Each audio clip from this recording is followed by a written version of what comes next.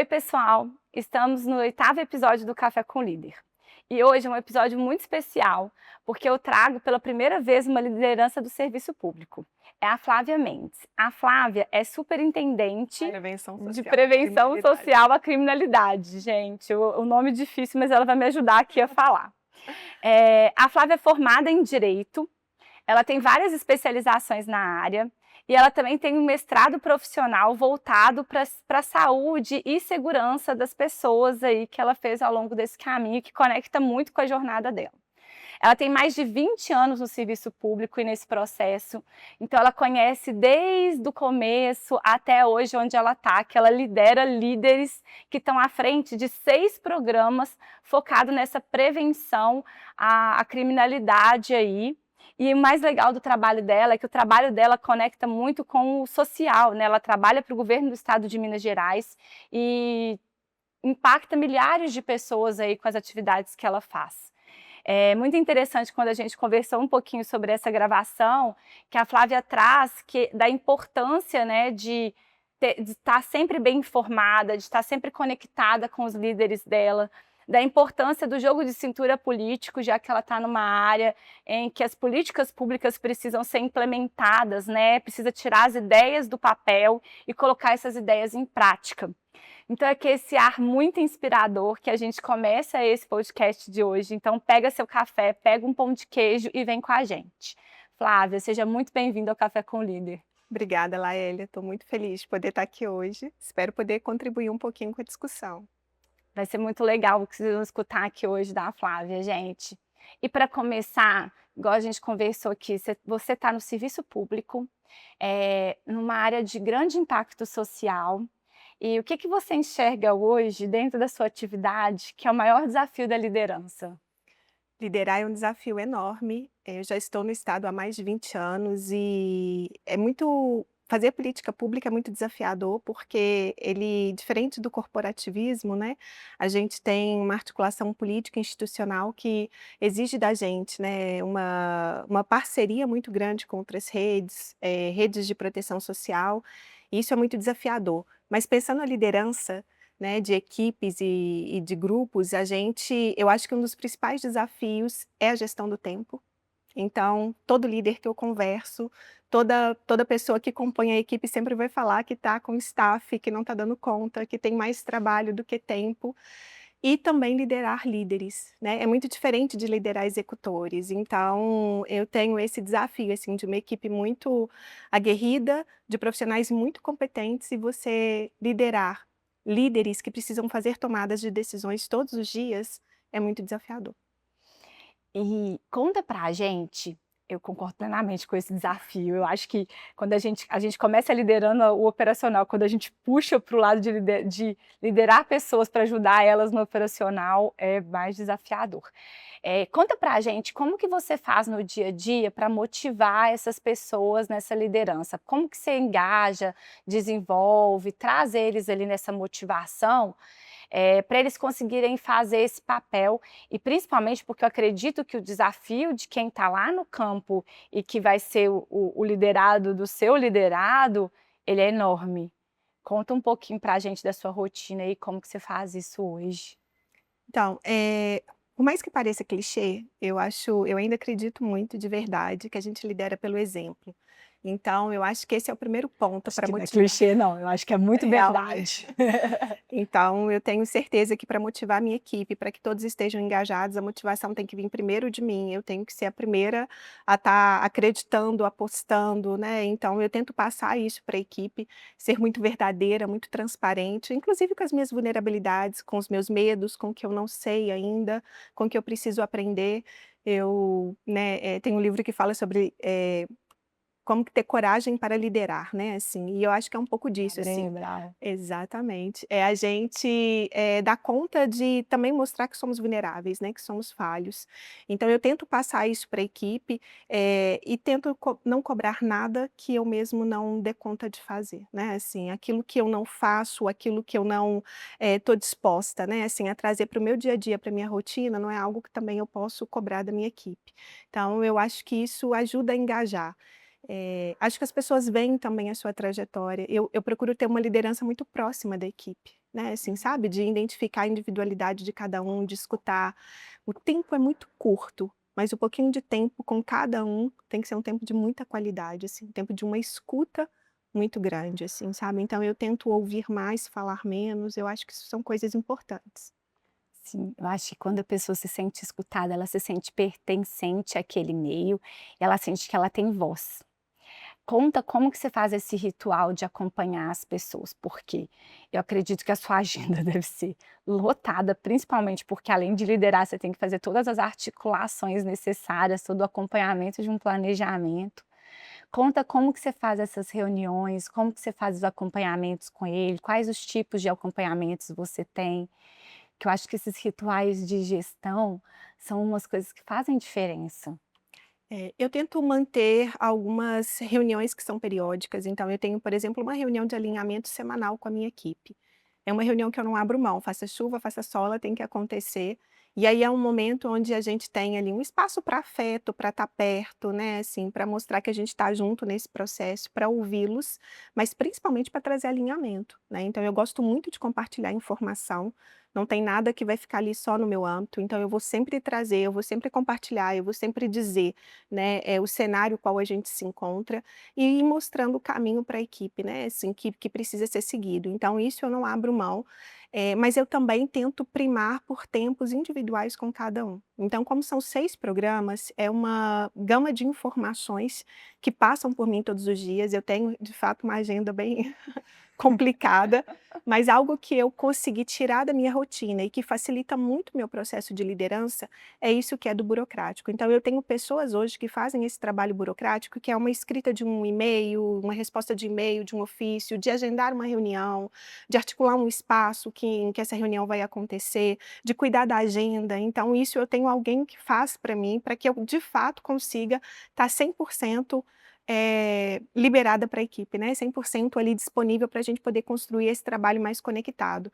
Eu sou uma líder de certa maneira controladora, então estou aprendendo a abrir mão disso, né, mas eu tenho necessidade de saber exatamente o que se passa dentro de cada programa, porque é uma responsabilidade muito grande, né. Eu É, trabalho com decisões cotidianas que vão influir na vida de muitas pessoas. A gente trabalha com a vida das pessoas, então é. eu preciso saber exatamente cada decisão que está sendo tomada e ter certeza de que a gente construiu ela da melhor maneira. Então eu vou criando esses espaços de diálogo, de despachos individuais, para fazer um acompanhamento mais qualificado com a equipe.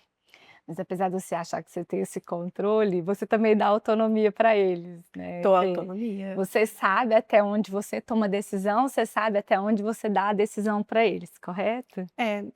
Eu acho que esse é um ponto da liderança muito importante, assim, é deixar muito claro desde o início do jogo, né, assim, quais são os espaços de governabilidade e competência de cada um. Então a minha equipe de diretores tem muito claro qual é o nível decisório deles, e dentro desse nível decisório, inclusive, eu respeito muito. Eu não quebro as hierarquias, eu não passo por cima, eu não converso com a equipe do meu liderado, né, sem que eu antes tenha alinhado com ele, e todas as decisões que estão no âmbito e na competência deles são decisões que eu vou respeitar, né, assim, normalmente o que eu sempre incentivo é que essas decisões sejam construídas de maneira coletiva, né, assim, até para que eu consiga me responsabilizar por elas, mas cada um tem muito claro qual que é o seu âmbito de competência, assim, aquilo que está no meu poder decisório, eles sabem que precisam trazer para validar, mas aquilo que é deles, eles fazem e só vão trazendo para tendo Só para você ter respaldo. essa informação, porque você vai ser cobrada dessa informação. Exatamente, para que eu tenha conhecimento, saber para onde né, o trem tá andando, bem mineiro. É, muito mineiro. Essa parte é interessante do Estado, porque vocês têm a hierarquia muito bem estabelecida, né, e muita coisa documentada, porque tudo tem um despacho, tem um ofício, tem um documento. Eu acho que esse são coisas que a gente fala, a gente até conversou sobre isso, né, tem coisas que a gente fala muito do Estado do corporativo em relação ao Estado, mas esse nível de documentação e organização do Estado para as coisas, eu acho que tem coisas que são legais da gente avaliar, né, então toda essa questão de competência e hierarquização, eu acho que isso traz muita organização mental para as pessoas também. Ela sabe até onde ela vai, ela sabe o que que ela tem que passar, ela sabe qual nível de informação ela tem que ir. É. No estado, assim, eu falo que a diferença que eu sinto né, do âmbito privado, porque eu venho né, do âmbito Hã. privado, é que no estado a gente tem, o desenvolvimento do meu intelecto foi muito maior.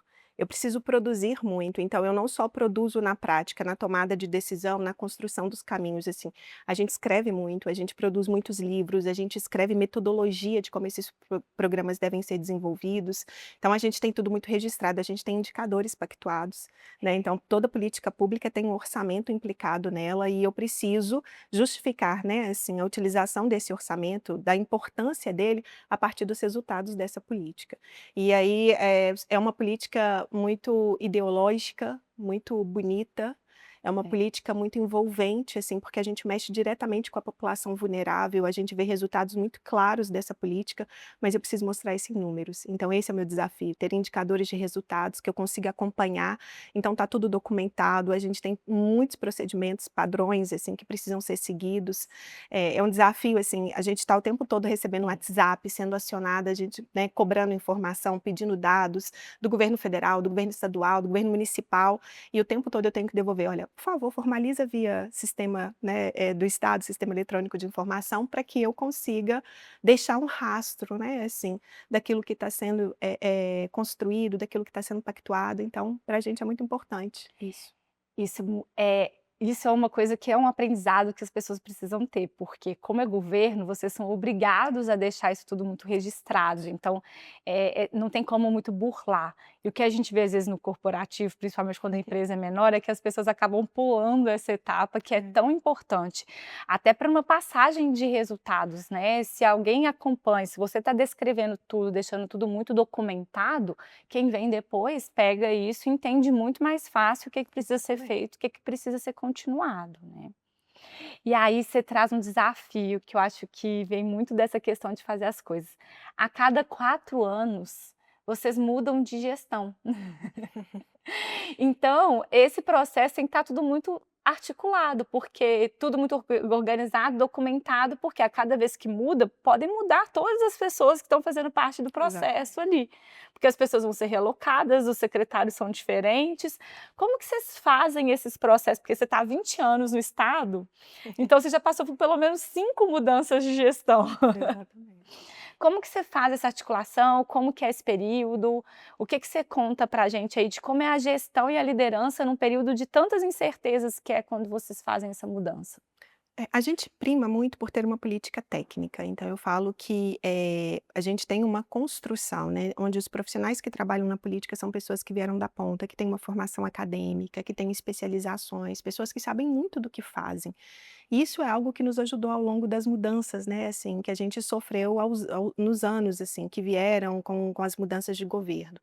Então quando as pessoas chegam e encontram uma equipe muito técnica, muito preparada, que tem currículo inclusive para sustentar, né, assim, a posição que ocupa, isso ajuda muito. Mas ter essa sistematização é isso, assim, é esse lastro que fica, a certeza de que se amanhã eu começar a seguir outros caminhos e não estiver mais, né, assim, a política não vai deixar de ter a qualidade que tem ou de seguir o caminho que precisa seguir, porque eu levei junto comigo as informações. Então ter tudo isso no papel, documentado cada processo, assim, que a gente desenvolve, dentro dessa política, assim, cada ação, cada decisão tomada, ela está sempre formalizada no sistema do governo, para que a gente consiga ter esse lastro e esse acompanhamento. Então amanhã, mudando a gestão, é um desafio, é como mudar um líder dentro de uma empresa privada, né, assim, mexe muito com a equipe, traz muitas incertezas, vamos entrar nesse cenário agora no próximo ano, é ano eleitoral, mas é isso, assim, a gente está muito seguro da qualidade técnica da política que a gente desenvolve, sabe, assim, e dos resultados de excelência também que a gente apresenta. Então a gente fala que a gente é uma política muito Caxias, assim, a gente prima muito pelos procedimentos, assim, por entregar os melhores resultados, muita qualidade no trabalho, sabe, assim. Então isso me deixa segura, assim, de que apesar de enfrentar mais uma mudança pela frente, assim, a certeza de que essa é uma política que não retrocede mais, assim, inclusive ela era uma política de governo, e agora ela é uma política de Estado, então ela é instituída por lei, né, assim, então qualquer governo novo que chega tem obrigação de fazê-lo. Então tudo isso, essa documentação sustenta, né, dá fundamentação, e valor para a política que a gente executa. Esse é um aprendizado que as pessoas precisam ter, É. porque a gente acha que a gente vai estar amanhã e sempre nesse mesmo lugar. E aí, às vezes, a gente deixa as coisas sobre a nossa responsabilidade, da nossa cabeça, não está descrito, não está procedimentalizado. E aí, quando a gente tem esse exemplo de que a cada 4 anos tudo pode mudar, faz toda a diferença. Toda a diferença. E no setor público, assim, tem muita dança das cadeiras, assim. É, Eu sou uma exceção, assim, à realidade de alguém que está há tanto tempo, né, na mesma política, assim, mas é muito comum você ver colegas que começaram com a gente, hoje estão na educação, hoje estão no governo federal. Então, assim, a gente transita muito, então a mudança também não é só da chefia de cima, o próprio corpo técnico se altera ao longo do tempo, então ter esse sistematizado ajuda bastante. e você trouxe um ponto que eu acho que é legal a gente colocar, que é essa capacitação técnica. Você se capacita demais. Você tem muita pós-graduação, tem estudo, está constantemente lendo e estudando sobre o que você faz. Como que vocês organizam, como que vocês desenvolvem a galera e puxa eles para poder manter esse nível técnico alto e que é necessário, principalmente pelo impacto das coisas que vocês fazem, das ações que vocês planejam e executam? O Estado tem investido num programa de desenvolvimento de líderes, isso é muito importante. Então, o primeiro, segundo e terceiro escalão participam desse programa, e aí você tem a oportunidade de desenvolver competências específicas que você entende que, enquanto líder, ainda precisa ser mais trabalhado, melhor trabalhado. Então, esse ano, por exemplo, eu estou trabalhando em engajamento de equipe. Uhum. Então, eu acho que isso é um primeiro ponto, mas a nossa política é uma política que a gente prima muito pela formação dos profissionais. Então, todos os programas possuem formações contínuas, onde a gente para todos os profissionais de ponta, tira lá do local onde está, leva para um espaço único, aonde a gente possa fazer o alinhamento, mas a gente possa fazer formação. Então, eu trabalho com prevenção à violência contra a mulher, por exemplo. Tantas discussões que a gente precisa fazer dentro disso sobre gênero, masculinidades, patriarcado, que são assuntos importantíssimos para quem lida com isso na ponta e que as pessoas precisam ser formadas. Então, a gente busca academia, traz, forma os profissionais. Então a gente investe muito nisso, por isso eu digo que é uma política muito técnica, né. Então e eu gosto muito também, enquanto líder, de estar lendo, de estar buscando, algo que possa aprimorar o meu trabalho, né. Eu estou há 20 anos, nesse lugar, assim, aí a gente acomoda, né, assim, o erro de achar que sabe, então precisa estudar muito. É. Essa é uma boa dica, né, manter esse aprendizado constante. E vocês também passam por situações que hoje o mundo muda muito rápido. As situações que acontecem de criminalidade, elas variam muito e muito constante ali. Até a situação de saúde mental das pessoas que influencia muito também nessa questão de vocês. Então se manter atualizada, realmente faz uma diferença muito grande aí. E você falou que você está trabalhando no engajamento esse ano. Como que você está trabalhando esse engajamento com a sua equipe? Eu sempre, busco trazer exemplos, né, de situações em que foram possíveis superar os desafios, eu tento trazer a equipe sempre muito perto.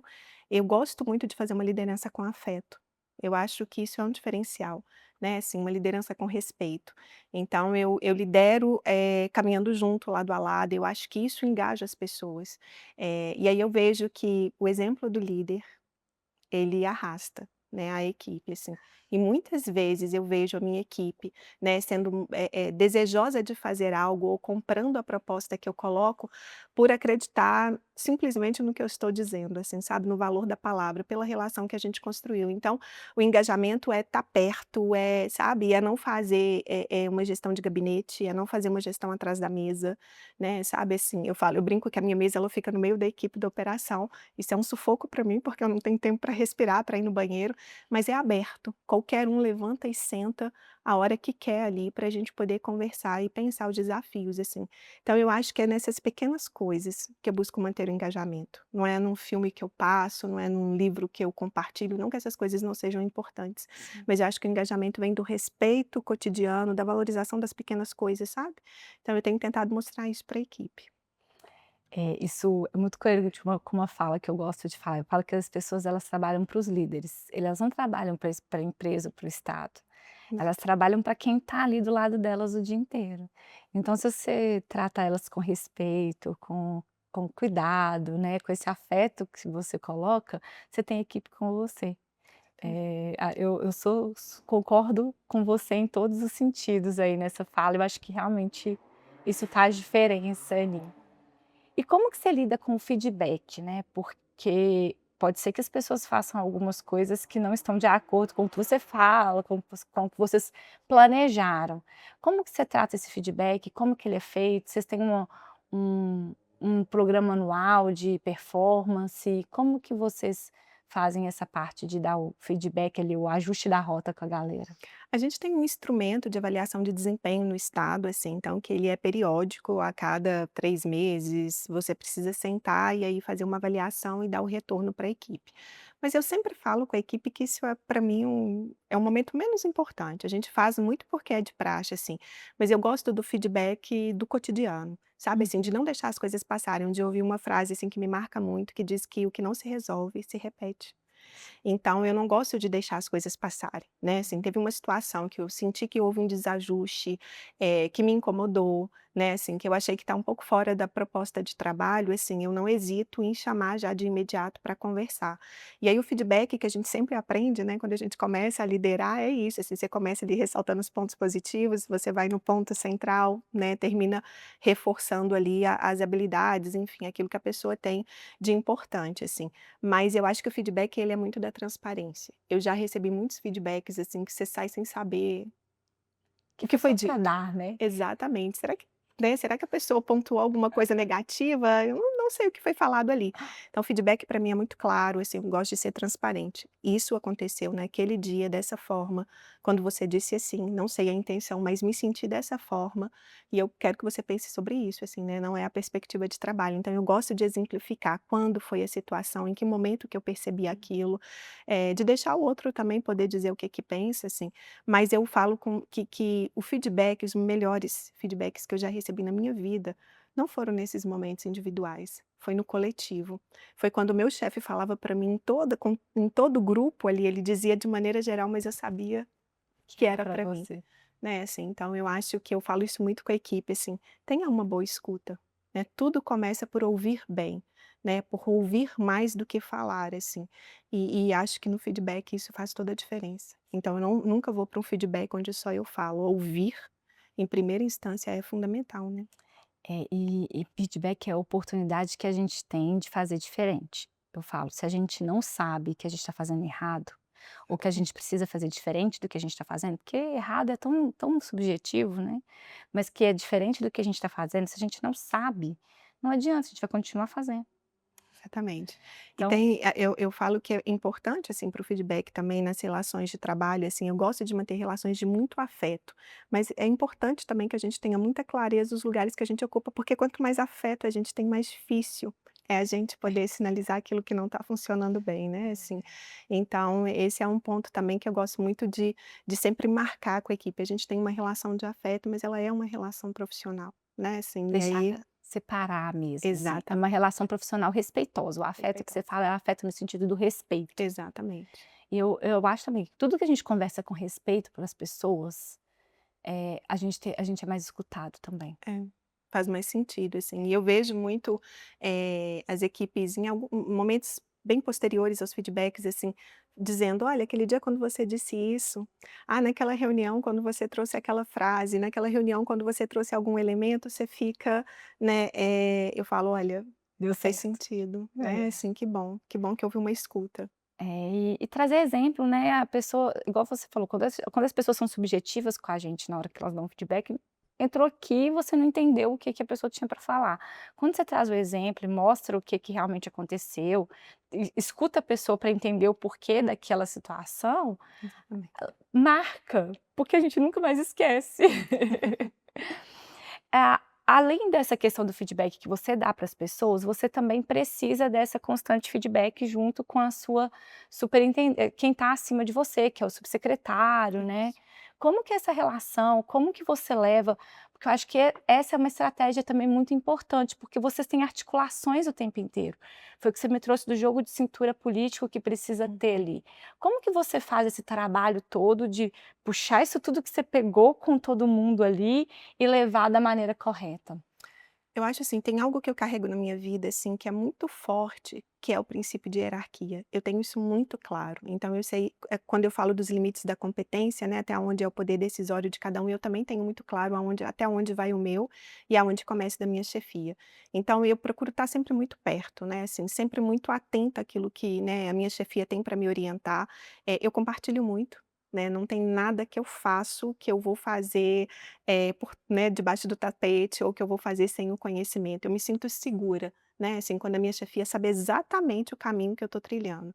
Então isso ajuda muito no processo, assim, e aí os nossos feedbacks vão sendo contínuos, assim, Todo né, dia, né? todo dia. Então eu tenho uma chefe que a nossa transferência, a nossa relação é uma relação muito transparente, muito sincera, e isso me deixa muito confortável na relação com ela, inclusive para quando eu preciso chegar e dizer assim: "Olha, tomei uma decisão que eu acho que não foi legal, assim, sabe, assim, ou aconteceu isso e estou meio perdida sem saber o que fazer".